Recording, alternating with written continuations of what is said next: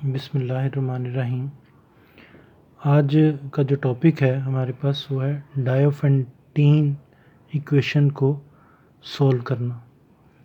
अब डायोफेंटीन इक्वेशन जो है वो क्या है, पहले तो इसके बारे में देखिए कि उसके अंदर क्या कंडीशंस होती हैं कि हम उसे डायोफेंटीन इक्वेशन कहें, फिर उसका एक सोल्यूशन कैसे निकालते हैं, फिर एक सोल्यूशन के अलावा ज़्यादा सोल्यूशन निकालने हो तो वो कैसे निकालते हैं, वो सारा कुछ इस लेक्चर में हम सीखते हैं। लेकिन उससे पहले जो इम्पोर्टेंट बात है वो ये है कि डायोफेंटीन इक्वेशन है क्या। एक इक्वेशन देखिए मैंने आपके सामने लिखी है, लीनियर इक्वेशन है 45x + 63y = 450।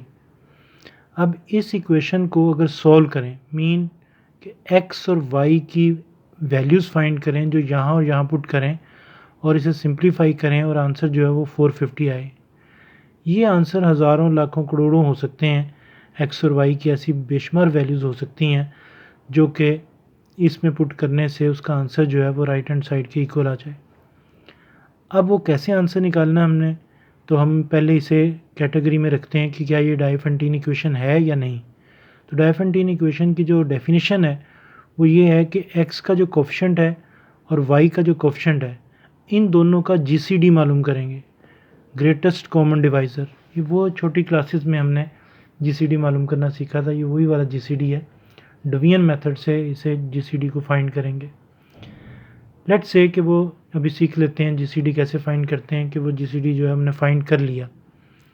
जीसीडी फाइंड करने के बाद उस जीसीडी का किरदार किस तरह का होना चाहिए, उसे कैसा जो है वो क्या कंडीशन उसके ऊपर होनी चाहिए कि हम कह सकें कि हाँ भाई ये जो इक्वेशन है ये वाकई डायोफेंटीन इक्वेशन है, और फिर उसका जो सलूशन है उसका जो है वो तरीका देखा जाए। तो उस जीसीडी का ये किरदार हो कि ये जो राइट साइड पर नंबर जो भी आपको नज़र आ रहा है इस क्वेश्चन में 450 है, उसको उसे पूरा पूरा डिवाइड करना चाहिए। फॉर एग्ज़ाम्पल अगर आप इसी क्वेश्चन को ले लें और देखें कि ये डायोफेंटीन इक्वेशन है या नहीं, डेफिनेशन पूरी हो रही है कि नहीं, तो 45 और 63 इन दोनों नंबर को ये देखिएगा यहाँ पे ले आया। दोनों में से बड़ा नंबर जो है 45 और 63 में से जो बड़ा नंबर है उसे अंदर रखा और 45 से डिवाइड करना शुरू किया। 45 वन ज़ा 45, 63 में से 45 को माइनस किया, आंसर आ गया 18। अब ये सिलसिला उस वक्त तक चलता जाएगा जब तक रिमाइंडर जो है वो ज़ीरो ना आ जाए। अब क्या करेंगे, ये नंबर जो 18 है वो 45 से छोटा हो गया। अब इस 45 को अंदर रख के इस 18 से डिवाइड करेंगे। अगर आप इस तरह इकट्ठा करना चाहते हैं ऐसे कर लें, अलग अलग भी कर सकते हैं। 18 2 ज़ा 36, 45 में 36 को माइनस किया, 9 आ गया।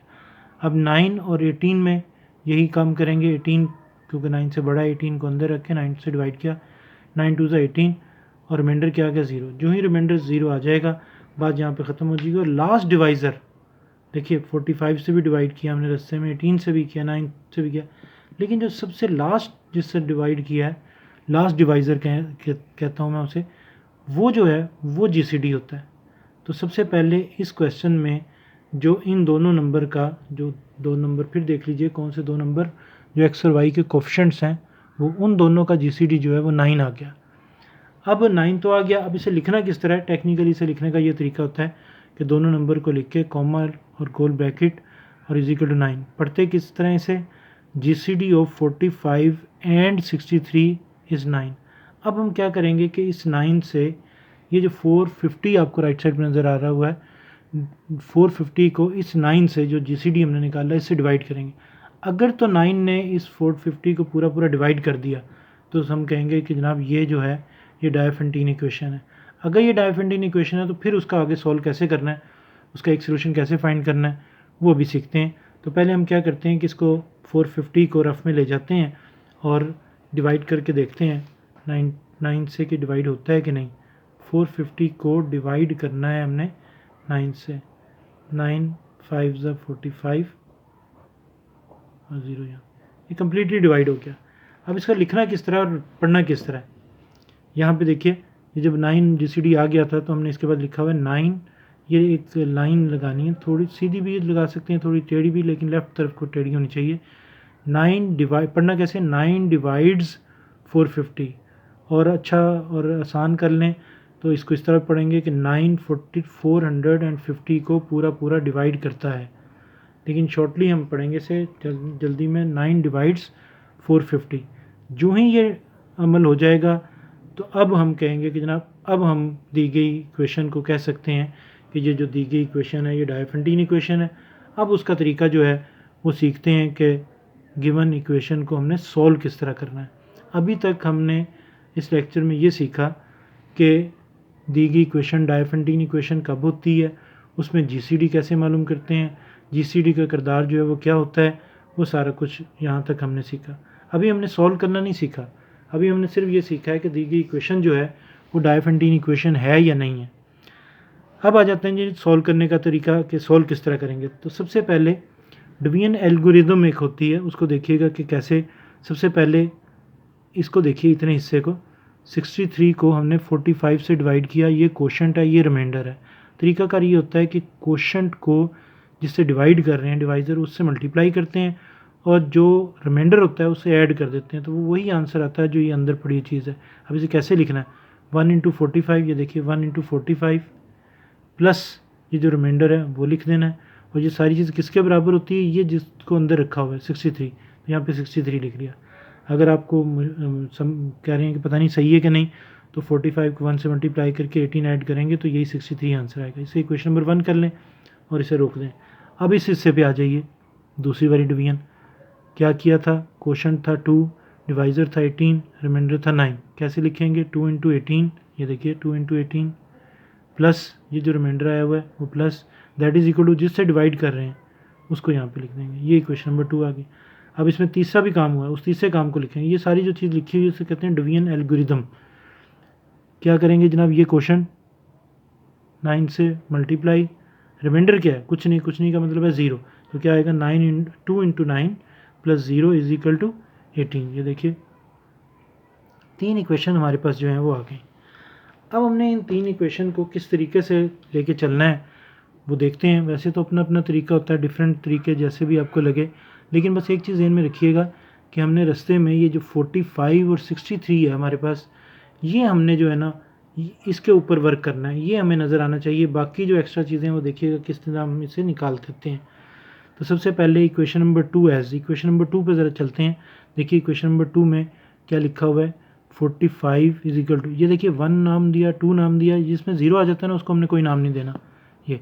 और शुरू कहाँ से करना है, ये जो इक्वेशन आखिरी इक्वेशन होगी इस वक्त आखिरी इक्वेशन क्या है, इक्वेशन नंबर 2। इक्वेशन नंबर 2 को लिखा मैंने 45 is equal to 2 into 18 plus 9 को ये देखिए 45 2 इंटू 18 को इधर शिफ्ट कर दिया, इज इक्वल टू 9 को इधर रहने दिया। अब इसका मतलब ये हुआ कि यहाँ पर अगर आप देखें 45 माइनस 2 18 इज इक्वल टू 9, यहाँ पे 45 और 63 को हमने किसी तरीके से लेकर आना है। अब वो किस तरह लाएंगे वो देखते हैं। इसको इक्वेशन नंबर 1 को ज़रा देखिए, इक्वेशन नंबर 1 में 63 आ रहा है, इस तरह मर्ज इन्हें करना है कि किसी तरीके से, अब क्या करें, 1 इक्वेशन पे के पास चले जाएं और वहाँ से इस 18 की जो है वैल्यू निकाल लें और उसको इसकी जगह पे पुट कर दें। ये देखिएगा मल्टीप्लाई का अमल जो है वो नहीं करना, 2 को 18 से मल्टीप्लाई नहीं करना, इस तरह यहाँ पे इनको मल्टीप्लाई करके ऐड नहीं करना।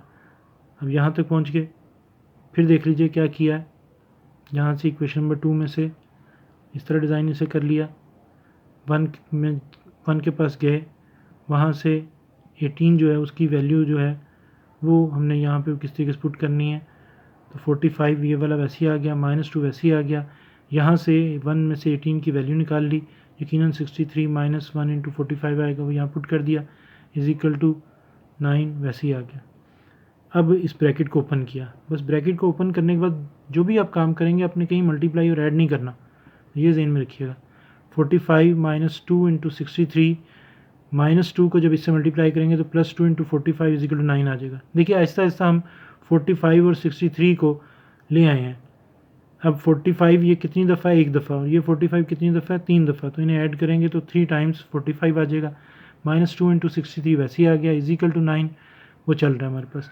अब 45 देखिए इसके साथ हमने कंपेयर करना है, 45 इंटू एक्स, इसको किस तरह लिख लिया, 45 इंटू 3 प्लस यहाँ पे देखिए प्लस 63 इंटू वाई, यहाँ पे हमने क्या लिखा, +63 ये वाला, और जो -2 साथ मल्टीप्लाई हो रहा था वो यहाँ पे इज इक्वल टू 9।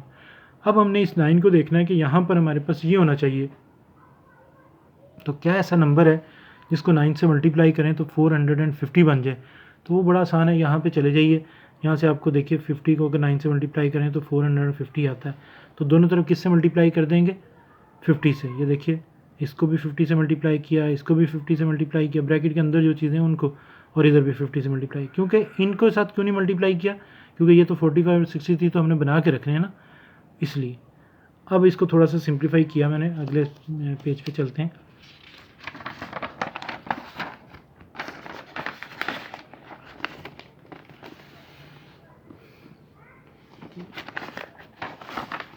जी जनाब, ये देखिएगा,